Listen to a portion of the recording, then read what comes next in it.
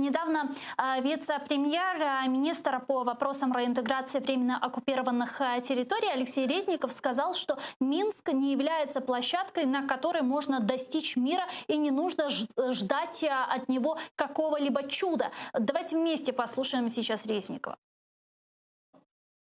Всі чекають на диво, але хочу повторити, не потрібно чекати дива від Мінська. Він не є майданчиком, на якому можна досягти миру. У нас чомусь завищують очікування від цих консультацій, але це банальний логістичний майданчик, місце, де відбуваються консультації, спрямовані на досягнення певних завдань, окреслених лідерами і політрадниками країн Нормандської четвірки, гуманітарного, економічного характеру, припинення вогню і пов'язаних з цим питань.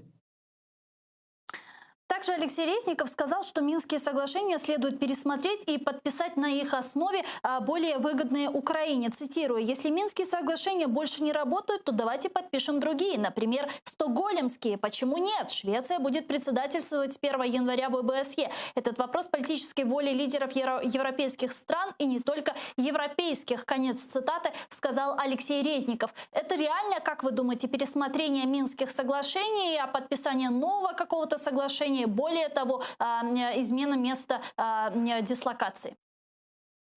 Ну, я наблюдал реакцию на это высказывание непосредственно в России.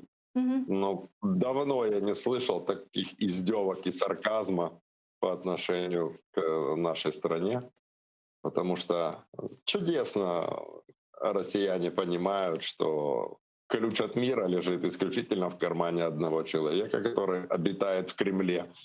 И Резников, Зеленский, я или Порошенко может мечтать и рассказывать о каких угодно инициативах и форматах, но если Россия не будет вовлечена в этот процесс, то этот процесс останется мертворожденным. К сожалению, к нашему сожалению, Россия на сегодняшний момент не демонстрирует даже малейших намеков на изменение своей позиции, которая была провозглашена еще в 2014 году. Так, а что делать? Как быть? Может, стоит тогда выходить с этих Минских соглашений, которые уже какой год находятся в стагнации?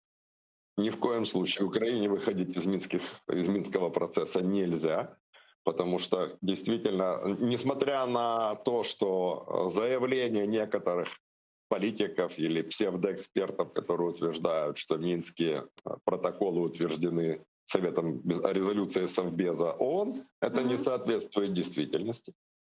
Минские протоколы являются исключительно политическим документом, никакой юридической силы они не несут, но на их основании действует целый комплекс санкций против Российской Федерации. Таким образом, если Украина самостоятельно выйдет из этого процесса, то могут рухнуть те антироссийские санкции, которые которые действуют со стороны Европейского Союза, Соединенных Штатов и целого ряда других стран.